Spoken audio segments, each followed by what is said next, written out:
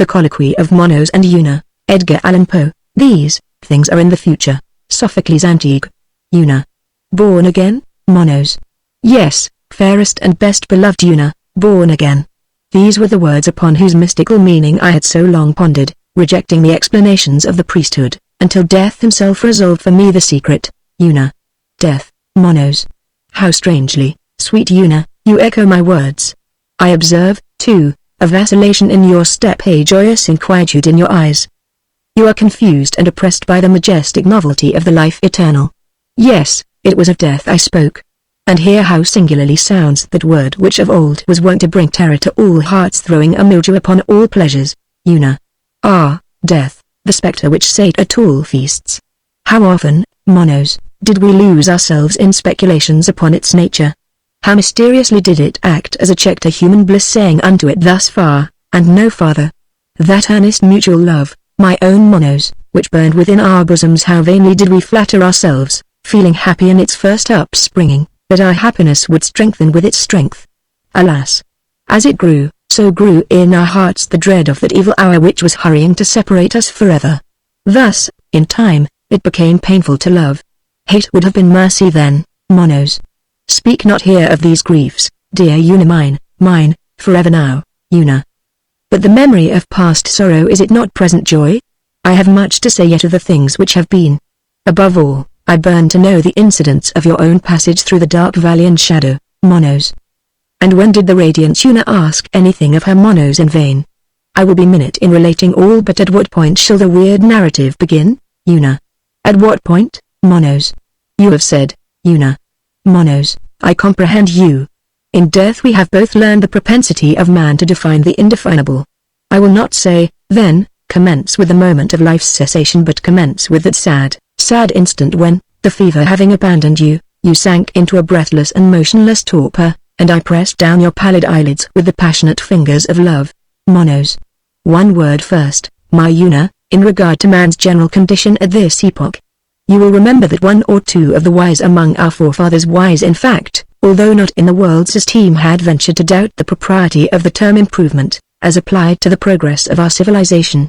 There were periods in each of the 5 or 6 centuries immediately preceding our dissolution, when arose some vigorous intellect, boldly contending for those principles whose truth appears now, to our disenfranchised reason, so utterly obvious principles which should have taught our race to submit to the guidance of the natural laws, rather than attempt their control.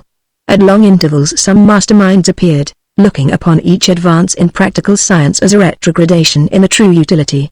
Occasionally the poetic intellect, that intellect which we now feel to have been the most exalted of all, since those truths which to us were of the most enduring importance could only be reached by that analogy which speaks in proof tones to the imagination alone and to the unaided reason bears no weight. Occasionally did this poetic intellect proceed a step farther in the evolving of the vague idea of the philosophic, and find in the mystic parable that tells of the tree of knowledge, and of its forbidden fruit, death-producing, a distinct intimation that knowledge was not meet for man in the infant condition of his soul. And these men, the poets, living and perishing amid the scorn of the utilitarians of rough pedants, who arrogated to themselves a title which could have been properly applied only to the scorned. These men, the poets, pondered piningly, yet not unwisely, upon the ancient days when our wants were not more simple than our enjoyments were keen, days when mirth was a word unknown, so solemnly deep-toned was happiness holy, august and blissful days, when blue rivers ran undammed, between hills unhewn, into far forest solitudes, primeval, odorous, and unexplored. Yet these noble exceptions from the general misrule served but to strengthen it by opposition. Alas! We had fallen upon the most evil of all our evil days. The great movement that was the cant term went on, a diseased commotion, moral and physical. Arts arose supreme, and, once enthroned, cast chains upon the intellect which has elevated them to power. Man, because he could not but acknowledge the majesty of nature, fell into childish exultation at his acquired and still increasing dominion over her elements. Even while he stalked a god in his own fancy, an infantine imbecility came over him. As might be supposed from the origin of his disorder, he grew infected with system, and with abstraction. He enwrapped himself in generalities. Among other odd ideas, that of universal equality gained ground, and in the face of analogy and of God, in despite of the loud warning voice of the laws of gradation so visibly pervading all things in earth and heaven, wild attempts at an omniprevalent democracy were made. Yet this evil sprang necessarily from the leading evil, knowledge. Man could not both know and succumb. Meantime huge smoking cities arose, innumerable. Green leaves shrank before the hot breath of furnaces. The fair face of nature was deformed as with the ravages of some loathsome disease. And methinks, sweet Una, even our slumbering sense of the forced and of the far-fetched might have arrested us here. But now it appears that we had worked out our own destruction in the perversion of our taste, or rather in the blind neglect of its culture in the schools. For, in truth, it was at this crisis that taste alone, that faculty which, holding a middle position between the pure intellect and the moral sense, could never safely have been disregarded. It was now that taste alone could have led us gently back to beauty, to nature, and to life. But alas for the pure contemplative spirit and majestic intuition of Plato. Alas for the which he justly regarded as an all-sufficient education for the soul. Alas for him and for it! Since both were most desperately needed when both were most entirely forgotten or despised. 1. Pascal, a philosopher whom we both love, has said, "How truly!" Kate out not resentment say reduite sed o sentiment, and it is not impossible that the sentiment of the natural, had time permitted it, would have regained its old ascendancy over the harsh mathematical reason of the schools. But this thing was not to be. Prematurely induced by intemperance of knowledge the old age of the world drew on. This the mass of mankind saw not, or, living lustily although unhappily, affected not to see. But, for myself, the earth's records had taught me to look for widest ruin as the price of highest civilization. I had imbibed a prescience of our fate from comparison of China the simple and enduring, with Assyria the architect, with Egypt the astrologer, with Nubia, more crafty than either, the turbulent mother of all arts. In history, too, of these regions I met with a ray from the future. The individual artificialities of the three latter were local diseases of the earth, and in their individual overthrows we had seen local remedies applied, but for the infected world at large I could anticipate no regeneration save in death. That man, as a race, should not become extinct, I saw that he must be born again. And now it was, fairest and dearest, that we wrapped our spirits, daily, in dreams. Now it was that, in twilight, we discoursed of the days to come, when the art-scarred surface of the earth, having undergone that purification, which alone could efface its rectangular obscenities, should clothe itself anew in the verdure and the mountain slopes and the smiling waters of paradise, and be rendered at length the fit dwelling place for man. For man the death purged for man, to whose now exalted intellect there should be poison in knowledge no more, for the redeemed, regenerated, blissful, and now immortal, but still for the material, man, Una. Well do I remember these conversations, dear Monos, but the epoch of the fiery overthrow was not so near at hand as we believed, and as the corruption you indicate did surely warrant us in believing. Men lived, and died individually. You yourself sickened, and passed into the grave, and thither your constant Una speedily followed you. And though the century which has since elapsed, and whose conclusion brings us thus together once more, tortured our slumbering senses with no impatience of duration, yet, my Monos, it was a century still, Monos. Say, rather, a point in the vague infinity. Unquestionably, it was in the earth's dotage that I died. Wearied at heart with anxieties which had their origin in the general turmoil and decay, I succumbed to the fierce fever. After some few days of pain, and many of dreamy delirium replete with ecstasy, the manifestations of which you mistook for pain, while I longed but was impotent to undeceive you, after some days there came upon me, as you have said, a breathless and motionless torpor, and this was termed death by those who stood around me. Words are vague things. My condition did not deprive me of sentience. It appeared to me not greatly dissimilar to the extreme quiescence of him, who, having slumbered long and profoundly, lying motionless and fully prostrate in a midsummer noon, begins to steal slowly back into consciousness, through the mere sufficiency of his sleep, and without being awakened by external disturbances. I breathed no longer. The pulses were still. The heart had ceased to beat. Volition had not departed, but it was powerless. The senses were unusually active, although eccentrically so, assuming often each other's functions at random. The taste and the smell were inextricably confounded, and became one sentiment, abnormal and intense.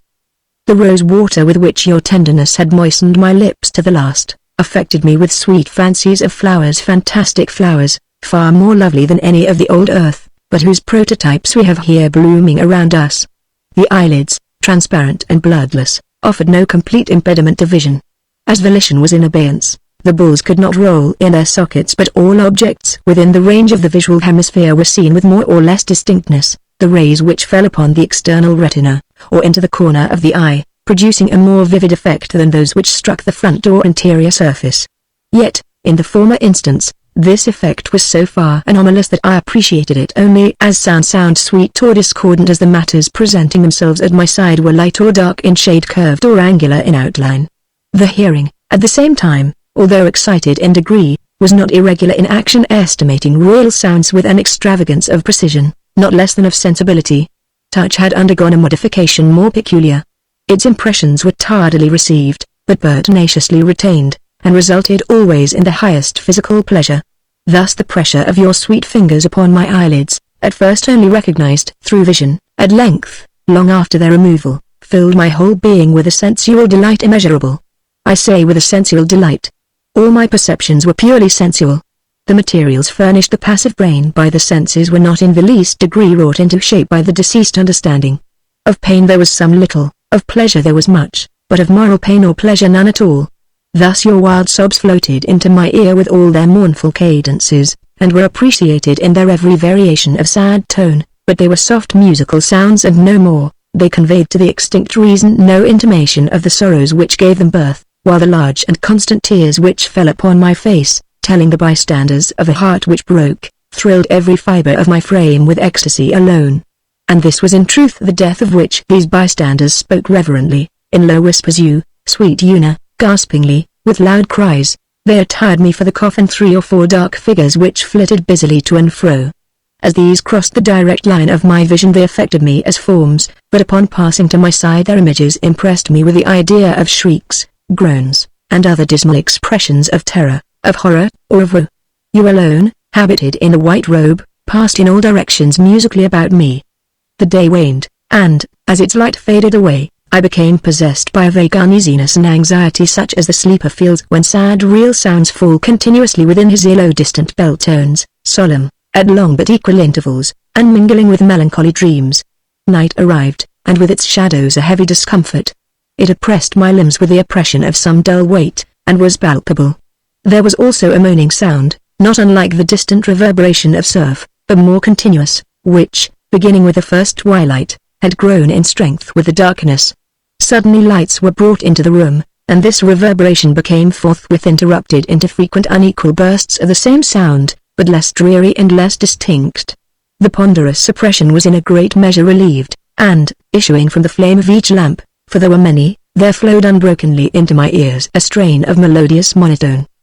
And when now, dear Una, approaching the bed upon which I lay outstretched, you sat gently by my side, breathing odor from your sweet lips, and pressing them upon my brow, there arose tremulously within my bosom, and mingling with the merely physical sensations which circumstances had called forth, a something akin to sentiment itself, a feeling that, half appreciating, half responded to your earnest love and sorrow, but this feeling took no root in the pulseless heart, and seemed indeed rather a shadow than a reality, and faded quickly away, first into extreme quiescence, and then into a purely sensual pleasure as before.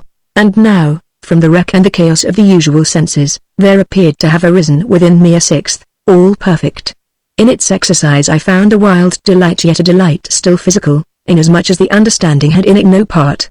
Motion in the animal frame had fully ceased. No muscle quivered, no nerve thrilled, no artery throbbed. But there seemed to have sprung up in the brain, that of which no words could convey to the merely human intelligence even an indistinct conception. Let me term it a mental pendulous pulsation. It was the moral embodiment of man's abstract idea of time. By the absolute equalization of this movement, or of such as this, had the cycles of the firmamental orbs themselves been adjusted. By its aid I measured the irregularities of the clock upon the mantel, and of the watches of the attendants. Their tickings came sonorously to my ears.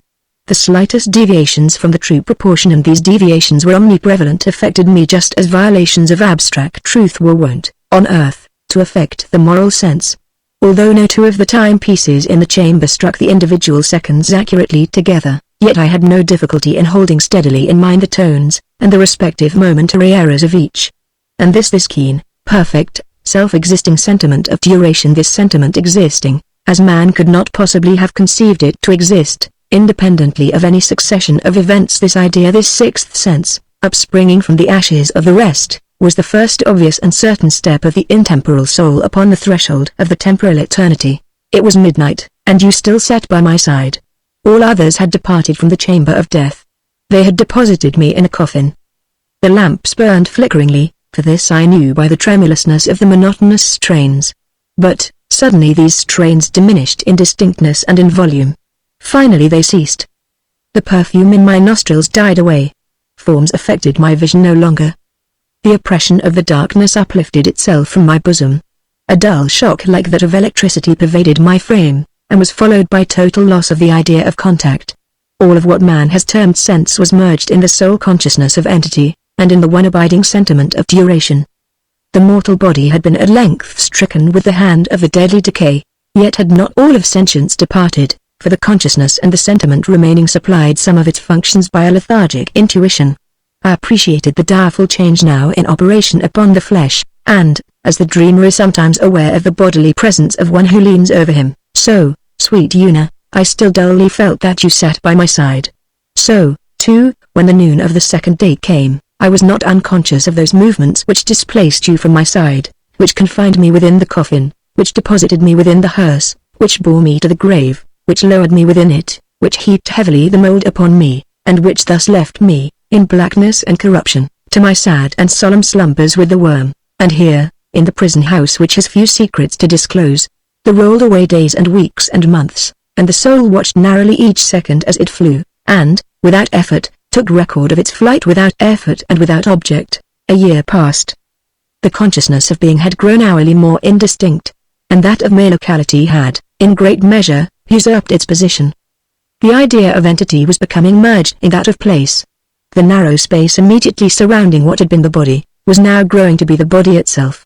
At length, as often happens to the sleeper, by sleep and its world alone is death imaged at length, as sometimes happened on earth to the deep slumberer, when some flitting light half startled him into a waking, yet left him half enveloped in dreams. So to me, in the strict embrace of the shadow came that light which alone might have had power to startle the light of enduring love. Men toiled at the grave in which I lay darkling. They up through the damp earth. Upon my mouldering bones there descended the coffin of Una, and now again all was void. That nebulous light had been extinguished. That feeble thrill had vibrated itself into quiescence. Many lustre had supervened. Dust had returned to dust. The worm had food no more. The sense of being had at length utterly departed, and there reigned in its stead instead of all things dominant and perpetual the autocrat's place and time. For that which was not, for that which had no form, for that which had no thought, for that which had no sentience, for that which was soulless, yet of which matter formed no portion, for all this nothingness, yet for all this immortality, the grave was still a home, and the corrosive hours, co-mates,